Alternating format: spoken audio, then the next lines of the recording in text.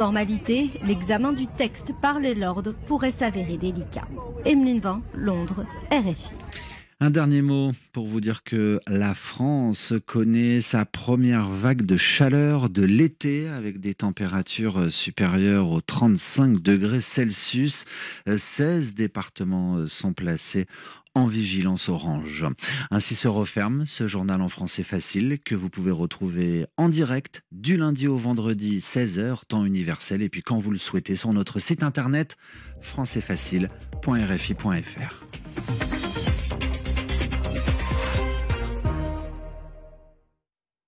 L'art de raconter le monde, Jean-François Cadet. Érigé en 1961, tombé en 1989, pendant près de 30 ans, le mur de Berlin a divisé une ville, un pays, l'Allemagne, et une planète. C'était la guerre froide, dans la foulée de la Deuxième Guerre mondiale.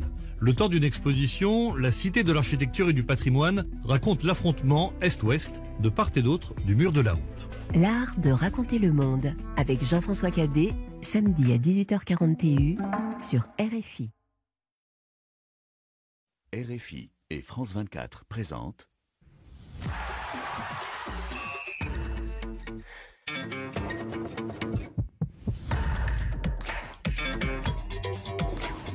Radio Foot International, Annie Gasnier. Bonjour à tous et merci d'être au rendez-vous hebdomadaire du Café des Sports.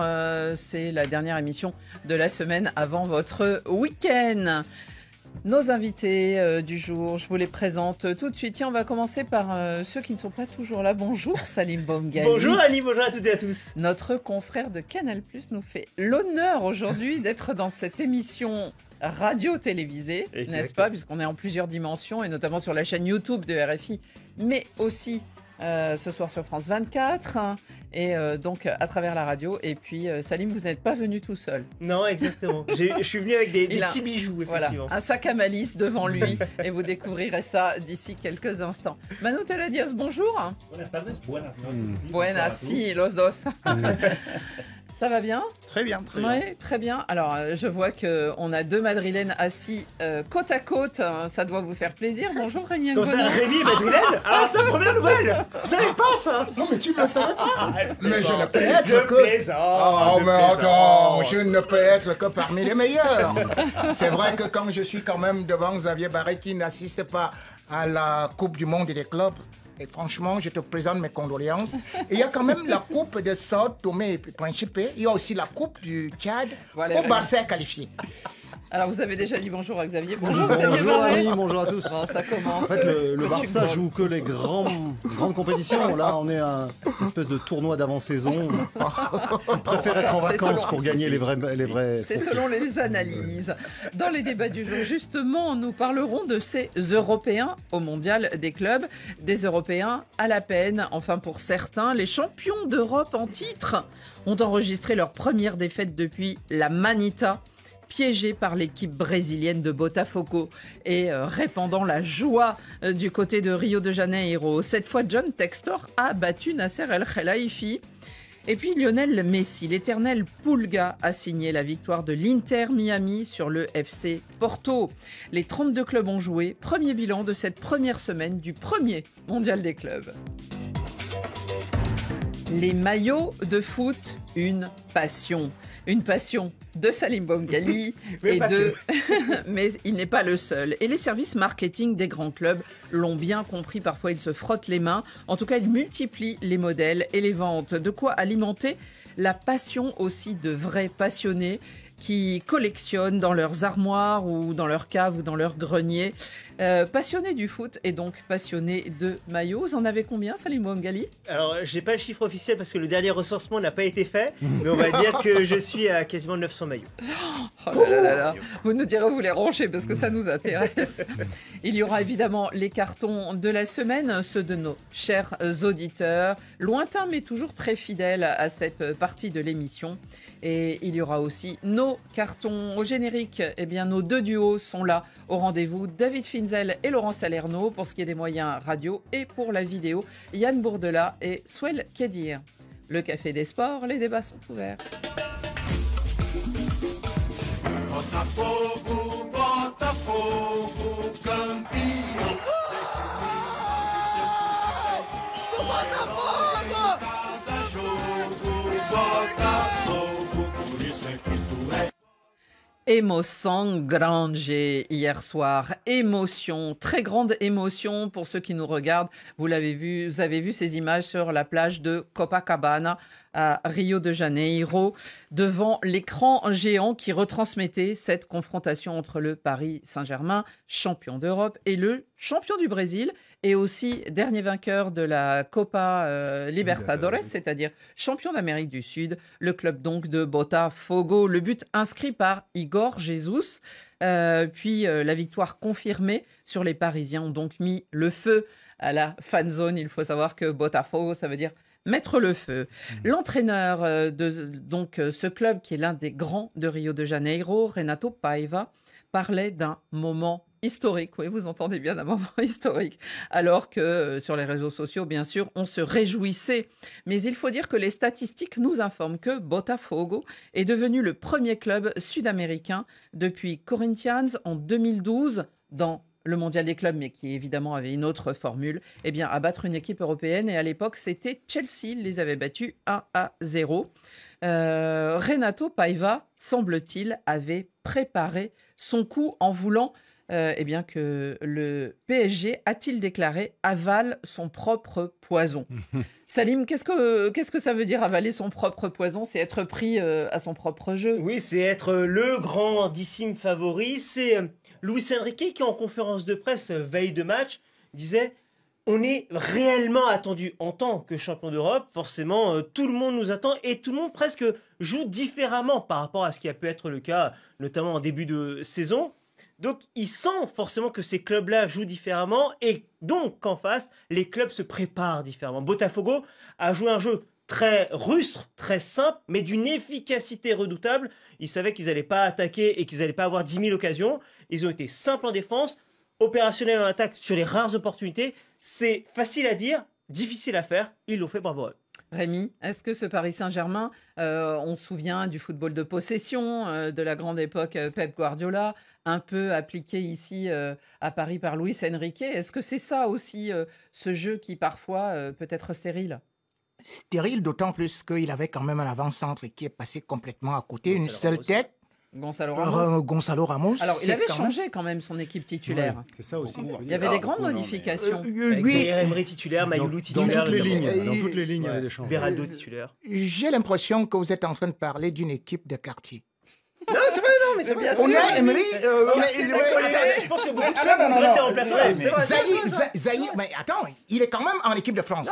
Mais je ne comprends pas comment est-ce qu'on peut dire. Même Gonzalo Ramos, il joue dans l'équipe du Portugal. Alors, qui, franchement, ne devait pas être là? Et même à la 55e minute, on fait entrer l'équipe type. C'est-à-dire que vous avez Nuno Mendes, vous avez Hakimi. Hakimi, pour la première fois, pendant tout un match, n'a pas réussi juste ce qu'on peut appeler un contre un. C'est qu'il réussit souvent. Il ne l'a pas fait. Donc, on se retrouve là devant une équipe qui a été avec une possession de plus de 75%. Une équipe qui a eu 16 occasions, mais a cadré combien? Mais les autres, ils ont cadré. Ouais, donc, si vous n'êtes pas efficace dans la première surface, c'est-à-dire la surface de réparation, qui est la vôtre, et non plus sur la surface de réparation offensive, cela veut dire que vous avez été dominé. Ce n'est pas parce qu'on a changé une équipe. Ce n'est pas une excuse. C'est-à-dire que le Paris Saint-Germain est parti se présenter. Il y a des éléments qu'il faut rajouter à cette analyse un peu simpliste de Rémi Ngono. D'abord, c'est un match du premier tour. Et vous l'avez rappelé, Annie, il y a eu des remplacements parce que Luis Enrique, lui, il est venu dans ce tournoi pour le gagner. Donc, il fait tourner son équipe. Donc, il a fait des changements dans toutes les lignes. Effectivement, il y avait moins de fluidité dans le jeu, moins d'efficacité. Ensuite, il y a un autre élément qui est très important, et on l'a vu dans les images que vous avez diffusées sur la plage de Copacabana. Botafogo, ils jouent la finale déjà, là. Ils jouent, eux, champions d'Amérique du Sud, contre le champion d'Europe. Ils ne se font pas trop d'illusions s'ils vont les retrouver en finale. Mais là, pour eux, parce qu'il faut rappeler une chose, c'est que la Coupe intercontinentale, qui est ensuite devenue Coupe du Monde des clubs, la vraie Coupe intercontinentale, c'était le vainqueur de la Libertadores contre le champion d'Europe, contre le vainqueur de la Coupe d'Europe des clubs champions. Donc pour les Sud-Américains, le match à gagner, c'était celui-là. Les autres, on verra. Ils savent pas contre qui ils vont jouer. Il va y avoir des huitièmes de finale, des quarts de finale, des demi-finales. Ils l'ont gagné, Xavier. Mais ils l'ont gagné. Mais ils l'ont gagné parce qu'ils l'ont effectivement joué à fond avec leur stratégie défensive et de contre-attaque. Et ils y sont investis à fond parce que ce match-là, ils devaient absolument le gagner. Le PSG, c'est le jeu de toutes ces compétitions, c'est se payer le gros. Oui, mais Luis Enrique, lui, il voit la finale. D'ailleurs, c'est toujours comme ça qu'il fonctionne. Il a fonctionné cette saison en Ligue des Champions de la même manière. Il s'attendait peut-être pas à perdre. Bah, bien sûr qu'il ne voulait pas perdre. Il l'a dit. C'est la première fois que je suis d'accord avec Xavier. Ça fait plaisir. Est-ce que justement c'était pour faire aussi respirer son équipe qu'il a effectué tous ces changements? Alors peut-être en se trompant sur la valeur de Botafogo? Je ne sais pas si c'est qu'ils ont sous-estimé Botafogo, mais c'est clair qu'il y avait deux équipes complètement différentes. C'est une équipe qui vraiment voulait gagner les matchs, qui s'était préparée pour gagner ces matchs parce que c'était clé pour se qualifier. Et puis il y a une autre équipe, on avoue, quand tu fais jouer Magoulou... clé dans le groupe, hein, effectivement. Dans le groupe, évidemment, oui. Et parce qu'il y a l'Atlético de Madrid. Parce que même ils pourront finir première maintenant. Donc, donc quand tu fais jouer Magoulou, même si Luis Enrique aime bien ce joueur, quand tu fais jouer Gonzalo Ramos, même s'il est théoriquement fort, mais on voit les statistiques, c'est marginal sa participation avec l'équipe. Voilà.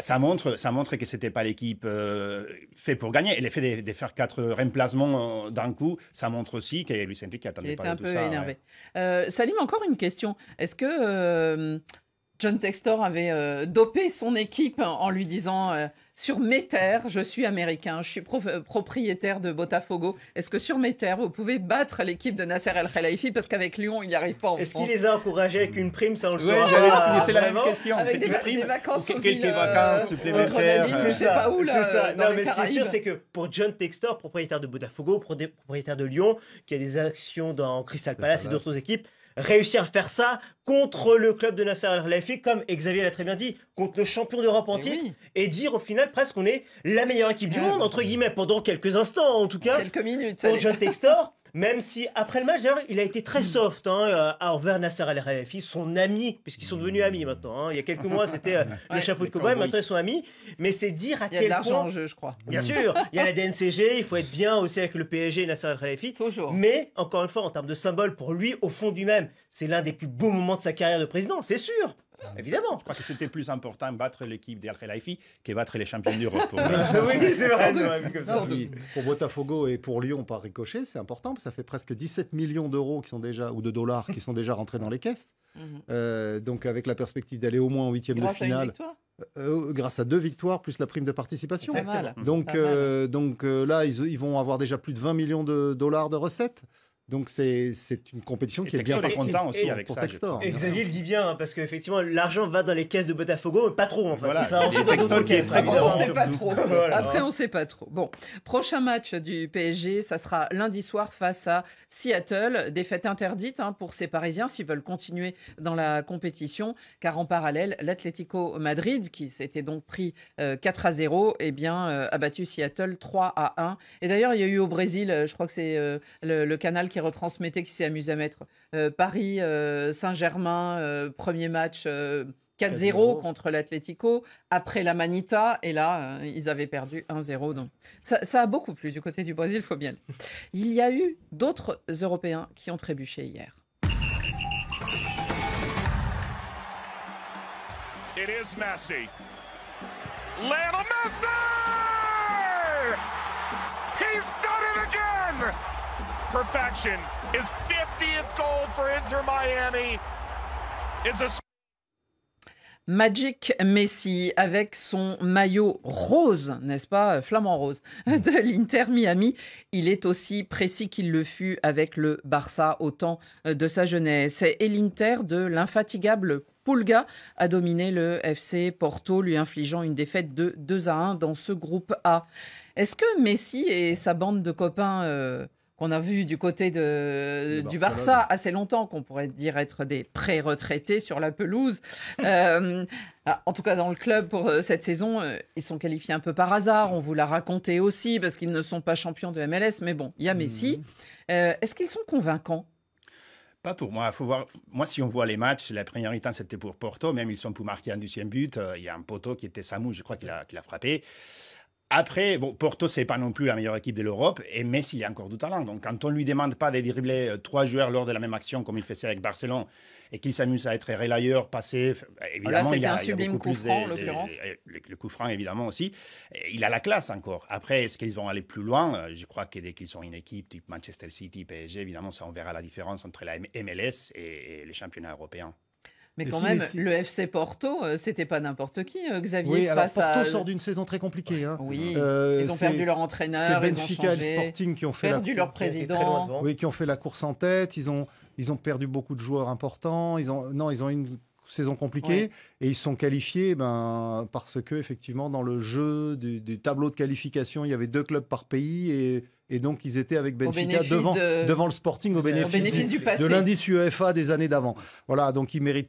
Enfin, ils n'auraient pas forcément dû être là sur les résultats de cette saison. Et puis André Villas-Boas, au cours de la semaine, nous avait avoué que ces joueurs, le président du club, n'avaient pas trop envie de la jouer, cette compétition. Non, parce qu'il... D'ailleurs, ce genre de discours, quand même, de la part du président, de dire ça... On dirait qu'il excuse par avance ses joueurs. Oui, quoi. Exactement.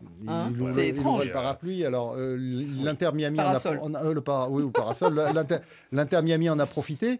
Ils avaient été quand même assez bousculés par le National du Caire lors du premier match. C'était un miracle qu'ils n'aient pas perdu. C'est le gardien qui a fait tenir. Exactement. Et là, du coup, avec un peu de confiance, ils ont réussi à gagner. Du coup, ils peuvent espérer aller, pourquoi pas, en 8e de finale, ce qui serait une performance tout à fait inespérée compte tenu de leur statut au début de cette compétition. Mais Manuel a très bien dit, c'est vrai que dans le jeu, on l'a vu lors du premier match face au club égyptien, là également, dans le jeu, l'Inter Miami n'est pas exceptionnel, loin de là. Mais il y a quelques coups de génie que ces joueurs arrivent à faire. Et Messi l'a prouvé, désolé Rémi, mais c'est un fait. Messi a réussi à démontrer qu'il pouvait être encore incroyable à son âge, à 37 ans. C'est vrai que son coup franc est merveilleux, ça c'est un fait. Et d'autres joueurs, de temps en temps, même si sur la première partie, par exemple, Luis Suarez avait été un temps en dessous pour ne pas dire autre chose. Mais sur quelques coups, ils arrivent. Et ils arriveront peut-être à sortir en 8e. Vous avez vu le regard de Rémi? Coucou Rémi. Non, c'est vrai, Messi, son coup franc est exceptionnel, Rémi. Il était magique quand même. Rémi, son coup franc est magnifique. C'est un fait. Je crois que vous n'avez pas vu le petit pont que Messi a pris. Parce que j'ai l'impression que vous regardez... Là, on parle juste oui, mais le coup franc, on ne va pas juger un joueur comme Messi sur un coup franc. On sait qu'il marque des coups francs. Et puis, il affrontait qui? Tu as bien dit, pour une fois où tu es un peu honnête, ça je vais te donner une médaille. Il abordait Porto. Porto a été éliminé en 32e de finale de Coupe de Portugal par une équipe qui devrait s'appeler au bien... Enfin, de toutes les façons, personne ne peut prononcer le nom de cette équipe-là. Porto s'est fait sortir au barrage, en Ligue Europa par l'AS Roma. Porto a pris 4 devant Benfica. Porto encore est à 11 points du Sporting ou encore c'est pas possible. Dans cette équipe du Porto, c'est lui qui est la star. C'est-à-dire que c'est un garçon de 17 ans qui a marqué 10 buts. Et alors Messi se retrouve devant ce Porto-là. Oh Messi, oh le coup franc, oh c'est merveilleux, oh c'est le ballon de toutes les façons. Et ils ont gagné, ils ont gagné. Messi va dire une bonne chose. Ça, on a compris. Messi a gagné, le ballon d'or a gagné contre Porto. Il y a un proverbe africain qui dit que voilà, on se contente du moineau qu'on a en main que de regarder la colombe qui est en haut.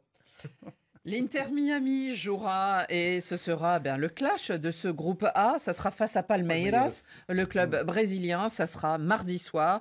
Palmeiras, vainqueur 2-0 des Égyptiens de Al-Ahli du Caire qui ne passe pas un très bon mondial des clubs. Et ça sera donc la fin du premier tour. Ces 3e matchs vont être intéressants et importants parce que c'est eux qui vont définir les affiches des 8e de finale. Et pour certains qui ont une victoire... et un match nul il y a beaucoup de combinaisons possibles encore pour se qualifier en 8e de finale. Effectivement, les matchs sont la très semaine indécis. va nous apporter beaucoup d'enseignements. À part Auckland, qui est effectivement très largement en dessous des autres. Les pauvres, ils sont à moins 10 d'entrée. À part les clubs européens fatigués, des clubs sud-américains surmotivés, les Mamelody Sundowns ont été très bons aussi. Donc il peut y avoir effectivement des 8e de finale assez inattendus.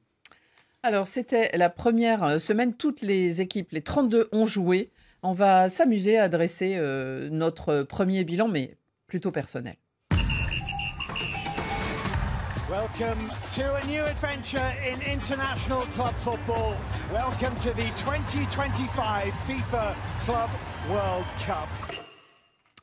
Ces 32 équipes sont réparties dans 8 groupes, ont donc toutes joué. Et face à ce nouveau format dans le calendrier international du football, désormais hyper interconnecté, justement parce que les continents, outre la Coupe du Monde des Nations, eh bien, arrivent à se croiser de plus en plus, on peut essayer de dresser peut-être un premier bilan ou les premières impressions que vous laisse ce mondial des clubs. Et j'ajouterais que nos auditeurs adorent ce mondial des clubs. Vous vous en rendrez compte d'ailleurs durant les cartons.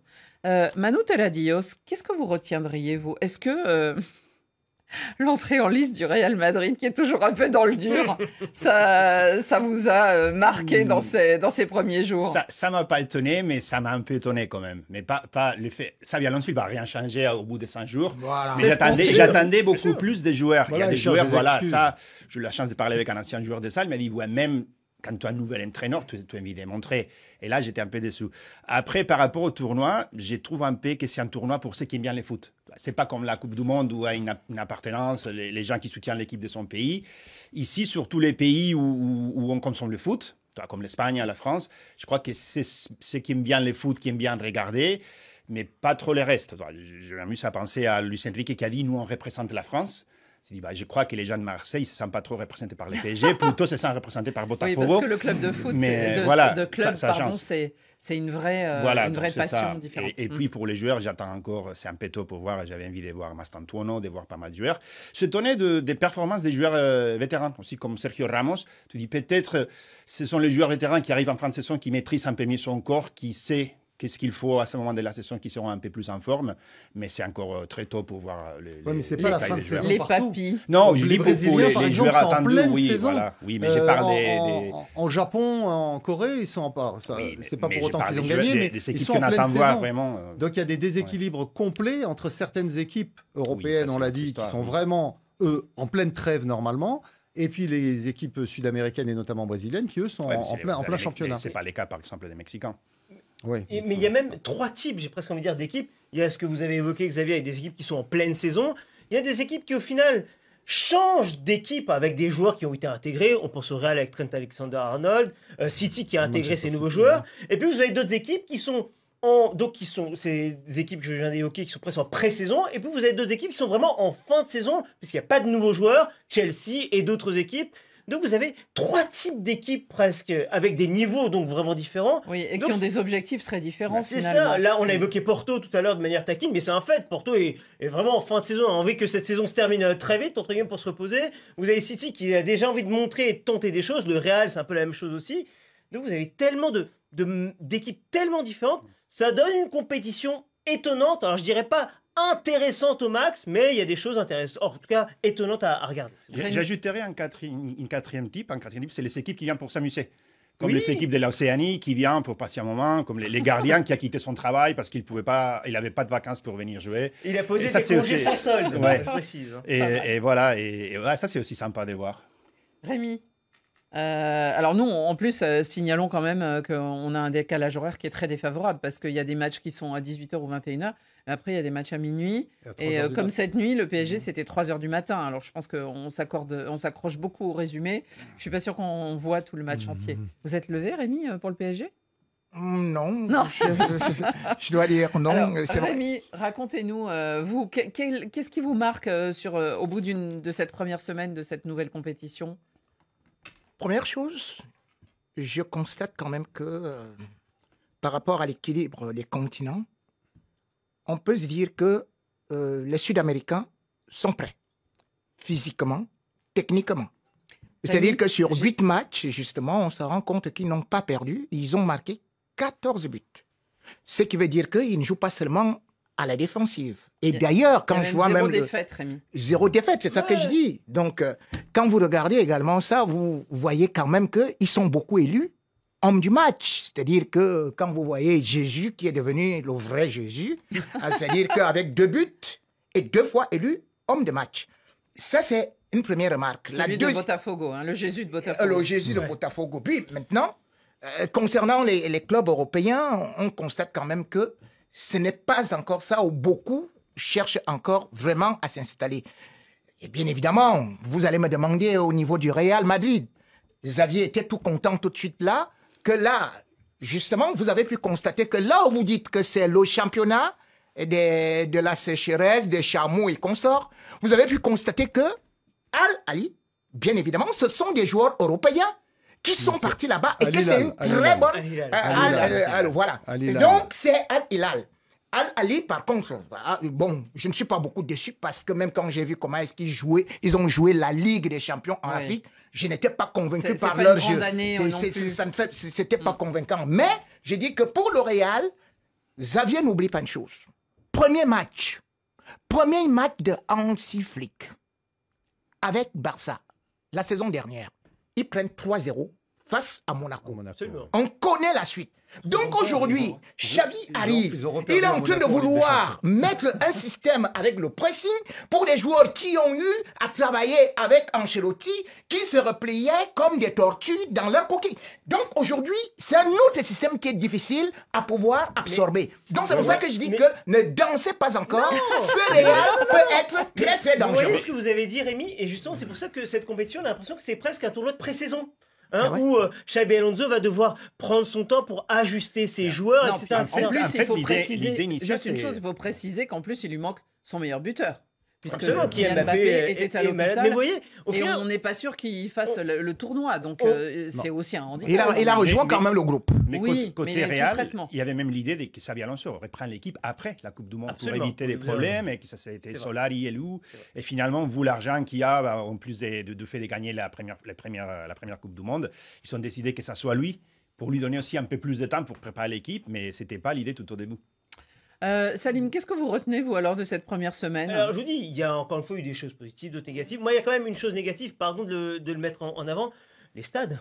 Pardon, mais quand on a des grands stades, parce que les stades sont beaux, plutôt beaux, et ce sont ceux qui vont être utilisés lors de la prochaine Coupe du Monde de l'année prochaine, la vraie Coupe du Monde avec les équipes nationales, quand on voit le nombre de spectateurs qui sont parfois dans certains stades, alors je veux bien que certaines affiches sont sur le papier moins alléchantes. Je peux le comprendre, je peux l'entendre, mais quand même...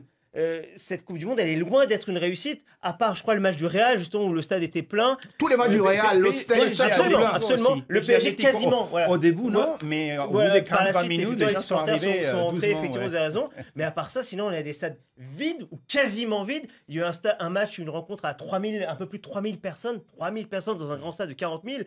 Voilà, c'est ça pour moi qui est l'échec quand même dans cette Coupe du Monde des clubs. À un an de la vraie Coupe du Monde, attention, si le soccer, est-ce que le soccer va vraiment prendre aux États-Unis? Ce sera l'une des questions, même si en 95 on se posait la question, ça avait été le cas. Non, mais ce qui est intéressant d'ailleurs, c'est de regarder les taux de remplissage, parce que ce mondial des clubs d'ordinaire, la FIFA, quand elle organise une Coupe du Monde, c'est une exclusivité mondiale. On ne joue pas au football hors sa Coupe du Monde. Là, en même temps, vous avez la Gold Cup, la Coupe des Nations de la CONCACAF, avec le Mexique, le Canada, la sélection des États-Unis.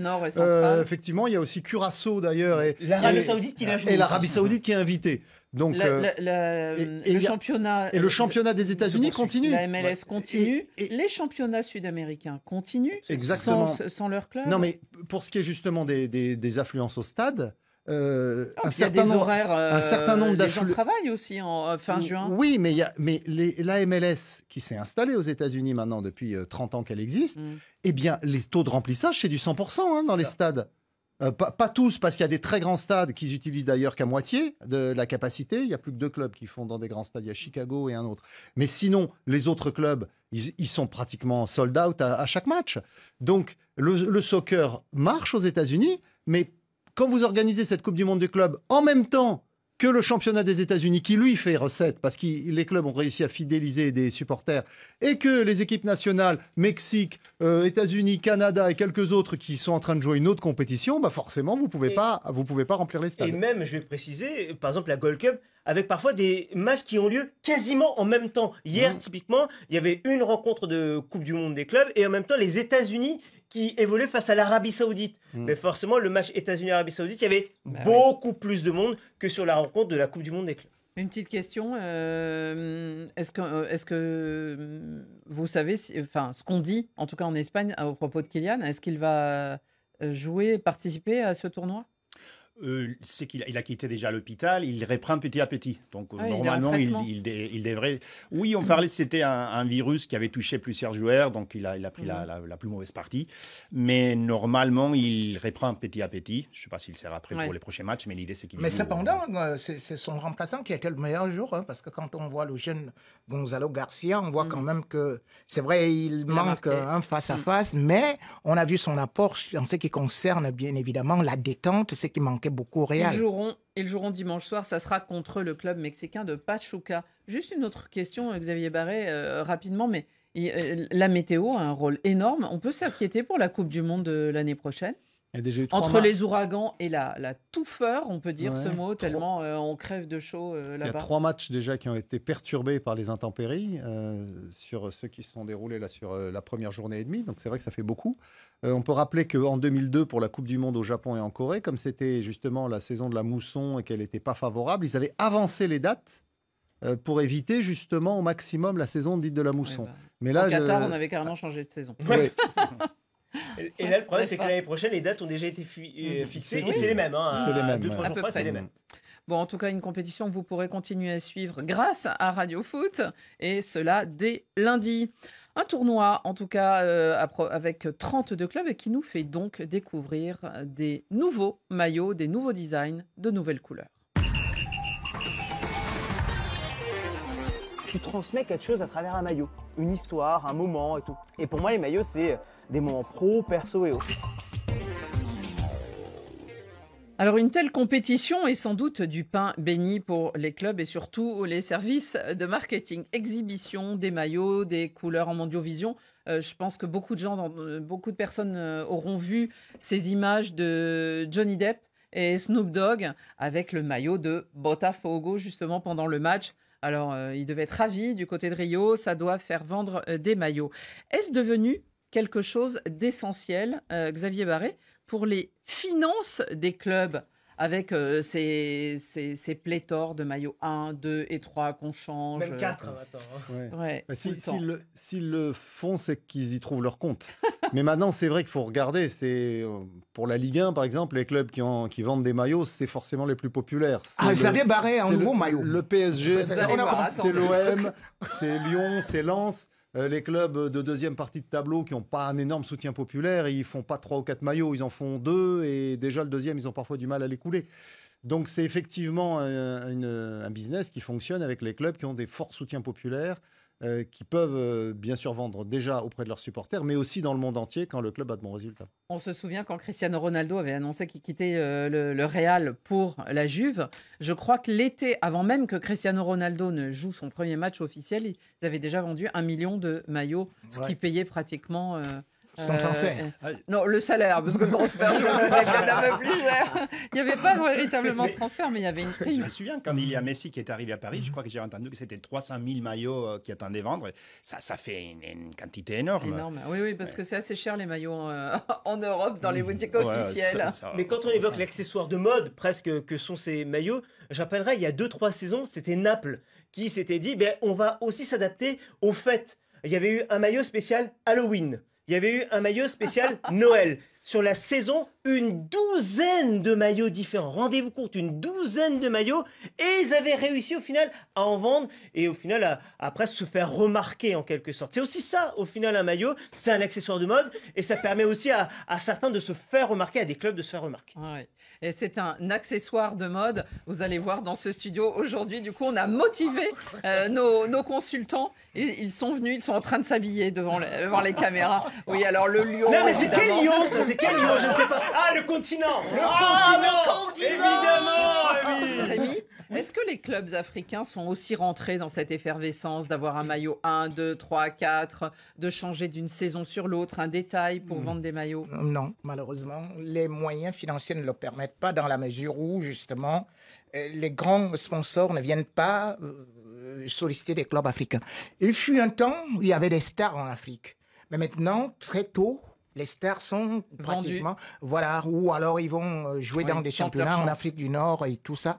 Ça fait de telle sorte que les clubs sont obligés de se taper dans des bourses pour pouvoir avoir des maillots. Ce n'est plus l'époque où c'était vraiment que les clubs africains pouvaient être sollicités par des grandes marques. Et d'ailleurs, même les sélections aujourd'hui ne parviennent plus. Vous vous rendez compte qu'à l'époque, c'est Puma qui courait derrière les Lions Indomptables. À l'époque, c'est Ney qui courait derrière les Lions Indomptables. Aujourd'hui, on vous dit qu'on sort quand même quelqu'un de l'anonymat qu'on appelle One All Sport, après qui s'enfuit, qui s'en va dans une cabane. Là, puis on revient avec quelqu'un qu'on appelle 14. Après, on apprend même qu'il ne parvient même pas à payer, ne serait-ce que ceci et cela. Bref, on a reculé au niveau des maillots. Alors Salim, vous personnifiez sur ce plateau la passion, même si on voit Xavier avec son maillot collector. On va voir. Maillot historique. Du FC Nantes, exactement. Bon, les maillots, alors pour ceux qui nous regardent, il y a aussi notre réalisateur avec son maillot du PSG, mais rose, hein, parce que des fois ça fait du bien. Ou alors cette jolie, on s'en souvient, cette croate. Vous, Salim, racontez-nous, parce que vous avez une très belle collection et vous les avez apportés. Quand on collectionne des maillots, qu'est-ce qu'on priorise d'abord? Le club qu'on aime, le maillot exceptionnel, le maillot vintage, le plus cher? C'est vrai qu'il y a tellement de possibilités. Moi, j'ai eu la chance de rencontrer comme ça des collectionneurs. Certains des collectionneurs qui ont très peu de maillots, entre guillemets, mais qui vous expliquent, qui vous disent « ce maillot-là, il me rappelle mon enfance, il me rappelle le fait que j'étais avec mon père, il me rappelle... » Donc, il y a des collectionneurs qui sont avec 5-6 maillots. Moi, typiquement, je considère ces maillots, la plupart des maillots que j'ai, comme presque des morceaux, des pièces de puzzle. Le puzzle étant... histoire. Ouais, les puzzles étant ma vie, et entre guillemets, ces pièces-là, c'est soit des souvenirs professionnels, soit des souvenirs personnels, soit parfois les deux. Et au final, j'ai envie de dire, ce puzzle ne cesse de grandir. Aujourd'hui, je pourrais presque rajouter une nouvelle pièce à mon puzzle en étant sur ce plateau et en racontant justement ces maillots aujourd'hui. Alors allez-y, présentez-nous quelques-uns. Ouais, il y en a quelques-uns, et pas beaucoup, et on va aller vite. Typiquement, vous savez, on évoquait la Coupe du Monde des clubs en ce moment, avec Manchester City, qui a un maillot très particulier. Le maillot away, deuxième maillot, juste pour cette Coupe du Monde d'ailleurs, qui va être arrêté dans quelques semaines. Ce maillot-là, c'est avec un maillot blanc, barré des couleurs rouge et noir. On se dit pourquoi rouge et noir, c'est très étrange comme couleur. C'est une couleur qui est régulière chez Manchester City. Là, vous avez sorti notamment l'édition milieu des années 90, une réédition entre 94 et 96. Il faut bien se dire pourquoi ces couleurs, encore une fois. Dans les années 60, City est une plutôt bonne équipe. Gagne notamment le championnat d'Angleterre en 1968. Ouais. Sauf que City a encore du retard avec d'autres équipes, notamment Manchester United. Et ils se disent, mais comment est-ce qu'on peut réussir à être encore meilleur? Et là, Malcolm Allison, et ça c'est un souvenir professionnel parce que je vous ai dit, j'ai pris du temps pour chercher, pour comprendre. Malcolm Allison, à l'époque, l'adjoint de Manchester City, dit, il faut qu'on fasse peur à l'adversaire. Comment tu veux faire peur, Malcolm? On va changer de couleur, d'accord? On va prendre quoi comme couleur? L'équipe qui faisait peur à l'époque, rouge et noir, Rossoneri, l'équipe de l'AC Milan. Donc, ils vont prendre ces couleurs, et avec ces couleurs, City va commencer à gagner la Cup. À l'époque, la seule coupe d'Europe de City, c'est la coupe des coupes. Donc, il porte chance. La superstition a fonctionné pour City. Voilà, un souvenir professionnel parce que je vous ai dit, ça a pris du temps aussi pour chercher, pour comprendre aussi. Autre maillot? 2 maillots même, pour vous allez comprendre, parce que c'est ma première fois. La première fois que j'ai acheté un maillot, Annie. Oui, ne pensez pas à autre chose. La première fois, en l'occurrence, avec 2 maillots. En l'occurrence, le Borussia Mönchengladbach et l'Ajax Amsterdam. C'est un souvenir personnel qui est très fort. Quand j'étais petit, mon père et moi, on allait tous les dimanches dans un marché de fruits et légumes, qui est dans le sud-est parisien. Et tous les dimanches, on passait devant une boutique de sport, ces petites boutiques qui n'existent plus aujourd'hui. Aujourd'hui, vous avez les grandes chaînes de magasins de sport que l'on connaît. Et tous les dimanches, mon père m'autorisait à rentrer dans cette boutique juste pour toucher les maillots, les sentir, entre guillemets, toucher les casquettes, les écharpes, les goodies, etc. Mais à l'époque, ça coûtait 250, 300, 350 francs, beaucoup trop élevé. Donc, il me permettait de rentrer, mais pas d'acheter. Fin de saison, on rentre et là, il me dit, Salim, j'ai économisé pour toi chaque mois et là, tu peux acheter 2 maillots de ton choix. Et là, vous réfléchissez, vous dites, mais qu'est-ce que je vais acheter? Et là, Xavier Barret, qui est à côté de moi, va être content de ce que je vais dire, parce que grâce à France Football, et grâce à l'un de maison qui n'est plus là depuis très longtemps, j'ai appris ma géographie grâce à France Foot, avec les pages en noir et blanc et les résultats à la fin du magazine. Là, les 2 maillots que j'ai voulu acheter, le maillot du Borussia Mönchengladbach, le maillot allemand, Martin Dahlin, immense attaquant suédois qui évoluait dans cette équipe. Son nom, je le voyais très régulièrement dans ses pages parce qu'il avait marqué beaucoup de buts avec cette équipe. Et puis l'Ajax, c'était le grand Ajax à l'époque, qui avait gagné la Ligue des Champions en 95, qui avait été finaliste de la Ligue des Champions en 96. Quand vous êtes petit comme ça, vous êtes impressionné par ces noms, par ces clubs, et vous y allez à fond, tout simplement.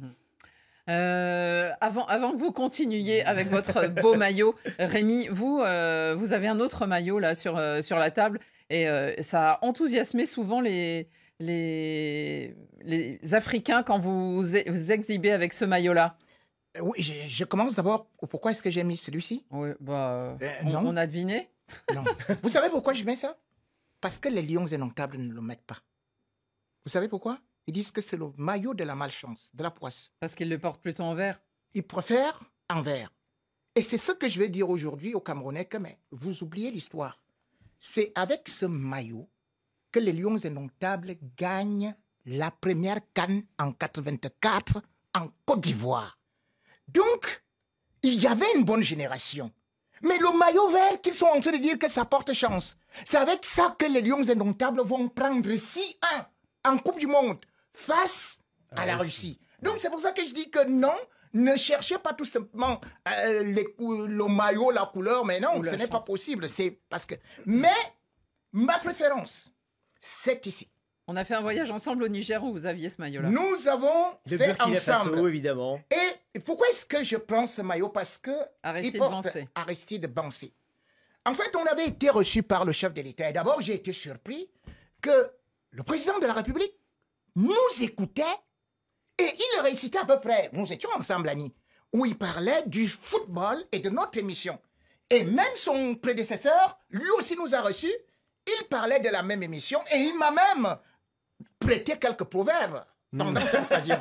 Mais ce qui a été surprenant, c'est que Aristide Bancé, que j'aime beaucoup, par sa combativité, ce monsieur, quand il me rencontre, il me dit, oh là là, j'ai prévu un maillot pour toi, j'ai appris que tu seras là.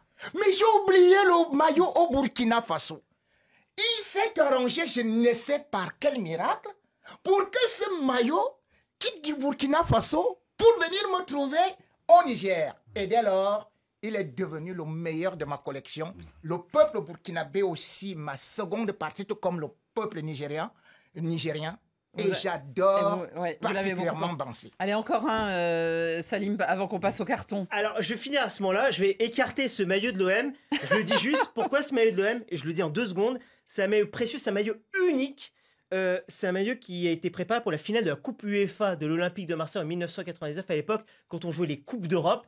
Ce logo de l'UEFA n'apparaissait que lors des finales. En demi-finale, quart de finale, vous ne l'aviez pas. Et Eric Roy, actuel coach de Brest, me l'a offert. C'est un petit maillot, je vous l'accorde, que je garde précieusement. Juste, c'est le maillot, et je finis par celui-ci, le maillot qui est le plus important de la collection, le plus précieux pour moi. C'est un maillot de Liverpool. Fin des années 80, début des années 90. Ce maillot-là, c'est mon grand-père maternel qui me l'a acheté. Il est parti depuis longtemps déjà. Il était fan de Liverpool, un fan absolu. Et il est incroyable ce maillot parce qu'il ressemble pas du tout à celui de maintenant. Absolument. Et lui, il rêvait que ses petits-enfants soient fans de Liverpool. À l'île Maurice, il y a 2 clubs qui comptent, Liverpool et Manchester United. Et lui, c'était son club de cœur. Et il l'avait acheté quand j'étais tout petit, en disant mais quand tu seras grand, tu le porteras quand tu seras adulte. Et vous l'avez toujours. Je l'ai toujours. Je le porte pas pour vous dire la vérité parce que je veux pas le salir, mais il est précieux pour moi. Voilà. Bon, j'ai compris que vous n'avez pas le maillot du Real. Je comprends pourquoi est-ce que chaque fois que vous êtes sur le plateau, vous critiquez le Real. De toutes les façons, tous les téléspectateurs de votre chaîne ont compris pourquoi est-ce que vous n'aimez pas le Real. Et pourtant, si vous saviez. Allez, on passe rapidement au carton de nos auditeurs. Carton jaune. Un carton là. Qui sort un carton jaune. Ouh là là là là, carton rouge. Carton rouge. Dans la confusion. Carton vert. Extraordinaire. Rien à dire. Tout de suite, les cartons de nos auditeurs et internautes sélectionnés par David Finzel. Bonjour Radio Foot. Bonjour Annie Gasnier. Bonjour Rémi Ngono. Je m'appelle Ravi Ngoï depuis Congo-Brazzaville. Je m'appelle Ngoï Chadrak depuis Congo-Brazzaville. Nous donnons un carton vert aux sporteurs de Boca Junior pour les chants et la passion derrière leur équipe. Ciao, ciao. Bonne émission à vous. Merci. Vince Bikino depuis Congo-Brazzaville. Je donne un carton vert au nouveau format de la Coupe du Monde des clubs. Ah, comme c'est beau de suivre les matchs inédits. Boca Junior, Benfica, un très beau match. On n'est plus sur le Classico Barça-Real. Non, non, non, là, c'est la Coupe du Monde des clubs. Et aussi, c'est une meilleure visibilité aux joueurs africains. Surtout aux joueurs africains. Les joueurs africains, brillez. Parce qu'à travers la Coupe du Monde, vous pouvez obtenir des contrats. Carton vert, bonne émission à vous. Ciao, ciao. Je suis Tagué Nathaniel au Tchad, en Djamena précisément. Je donne carton rouge à l'ensemble, n'est-ce pas, de l'équipe de la Juventus de Turin et ses dirigeants. Ils sont allés aux États-Unis pour jouer un match de football et non pour aller rencontrer le président de la République. Je demande à Gianni Infantino d'assurer sa responsabilité en disqualifiant la Juventus de la compétition. Merci. Je m'appelle Baba Boari, je vous suis à travers la page Facebook au Mali. Et plus précisément à Bamako, vous savez que voilà, la Radio France Internationale est interdite au Mali.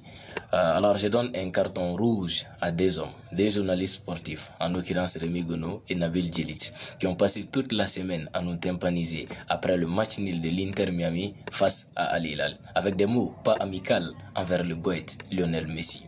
Alors Rémi, après ce coup franc magique de Lionel Messi face au Porto, aviez-vous toujours raison? Bonjour Radio Foot International. Je suis Noïdi Tebaya, celui Théodore de N'Djamena au Tchad. Je donne un carton de couleur rouge au PSG pour sa défaite de 1-0 contre l'équipe brésilienne de Botafogo. Une équipe comme PSG ne devait pas avoir une défaite de ce genre, quand bien même qu'on a l'habitude de dire que le ballon est rond et le football est complexe. Bonjour Café des Sports, c'est Jafou Ono depuis le Congo-Brazzaville. Cette semaine, c'est Igor Jesus qui bénéficie de mon carton vert pour son magnifique but marqué face au Paris Saint-Germain. Il n'y a rien à dire. Le plus fort a gagné. Botafogo au sommet du monde. Bonjour Café des Sports, c'est Grassimo Pipi de Kinshasa. Mon carton vert pour le club de Mamelodi Sundowns qui a battu le club de Al Soudan 1-0, qui est bien entré en lice pour ce mondial des clubs. Coup de chapeau à lui, toute l'Afrique est derrière toi. Vamos! Je suis Kamara Alisseni de la Guinée-Conakry dans la commune de Kaloum. C'est mon tout premier carton dans Café des Sports. Il est vert et attribué à Rémi Ngono, le roi des proverbes, la source d'inspiration des supporters madrilènes. Salut le Café des Sports, c'est Tefaya Badané depuis Aix-en-Provence en France. Aujourd'hui, je voudrais donner un carton vert à tous les journalistes sportifs, aux commentateurs, aux jardiniers des clubs, bref, à tous ces ouvriers de l'ombre qui travaillent pour que nous puissions avoir du spectacle sportif toute l'année. Carton vert à eux. Moi, c'est Mr. Gbado depuis le Togo. Mon carton du jour est très rouge envers l'État togolais qui a promis de suspendre la diffusion de RFI et de France 24 sur tout l'étendue du territoire pendant 3 mois. Même s'ils coupent la diffusion, nous on va toujours sur les cafés des sports. Bonsoir Rémi Ngono. Bonsoir Rémi Ngono. Bonsoir maman Annie. Bonsoir maman Annie. Coucou Xavier Barré. Coucou Xavier Barré. C'est Daniel à Abidjan. Mon carton d'aujourd'hui, il est vert. Vert pour le Real Madrid et toujours comme les feuilles de ce table sur lequel je me trouve encore avec mes filles. Nous sommes des supporters du Real Madrid et nous le resterons toujours, même quand ça ne va pas. Xabi Alonso est venu, il va remettre de l'ordre et tout va se remettre en marche. Vous serez surpris. Au revoir les filles, tout le monde dit bonne émission à vous. Bonne émission à vous. Quel bain de joie et de plaisir que sont ces cartons de nos auditeurs. Bon, on a été très long, on vous a montré des collections incroyables et des maillots incroyables. Xavier Barré, vous en avez un de Tahiti. D'habitude, c'est plutôt les maillots de bain. Ils ont aussi une équipe de foot. Pas mal. Est-ce que vous avez un maillot, vous, dans votre armoire J'ai fait partie de ceux qui collectionnent des maillots un peu spéciaux. Donc, le problème, c'est que c'est dans un endroit où c'est les maillots où je ne touche plus. Mais surtout, mon préféré, c'est celui de Septem Les Ballons. C'est une équipe pas très connue de la banlieue de Marseille. C'est une équipe où Zinedine Zidane jouait quand il avait 7, 8, 9 ans, que j'ai pu acheter à l'époque. Mais qu'il reste là, je ne touche pas, je ne l'utilise pas. Et voilà, il va tenir là-bas. Un maillot de Zidane avec un Espagnol. Bon, c'est parce qu'il est passé par le Real, j'imagine. Le carton de Radio Foot, on s'adjuge le droit, nous, de donner le nôtre aujourd'hui. Il va à Olivier Dacour, qui était notre invité cette semaine. Olivier Dacour, parce qu'il a le courage de produire un film et même de le co-réaliser. Ça s'appelle Sur la route de papa. Et vous allez voir, c'est un film très agréable qui rend hommage à tous ces camarades d'Aulnay-sous-Bois qui partaient en vacances, en famille, très très loin, en voiture, traversant l'Espagne, allant vers l'Afrique, vers le Portugal ou même vers l'Espagne. Et c'est un film très agréable. Merci beaucoup, Olivier Dacour, d'être venu nous le présenter dans Radio Foot à la veille de sa sortie à Paris. Et c'est la fin de ce Café des Sports, merci beaucoup Salim. Merci à vous, Annie. De nous avoir Merci montré de une m'avoir si permis d'en belle parler. collection. Il en a 800 dans son armoire, j'aimerais bien savoir où il les range. Sa femme doit être très préoccupée. Quand est-ce qu'il va arrêter d'en acheter? Merci monsieur Xavier Tahiti. Rémi les talons et puis donc Zidane avec Manu Terradios. Merci à tous et bon week-end.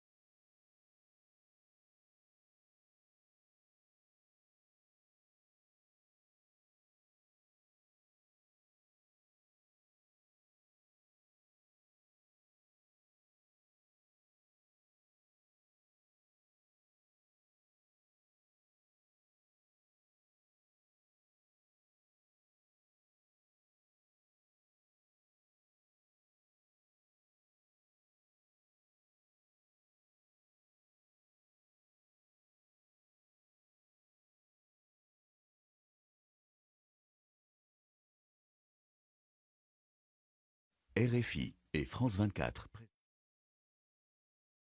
RFI et France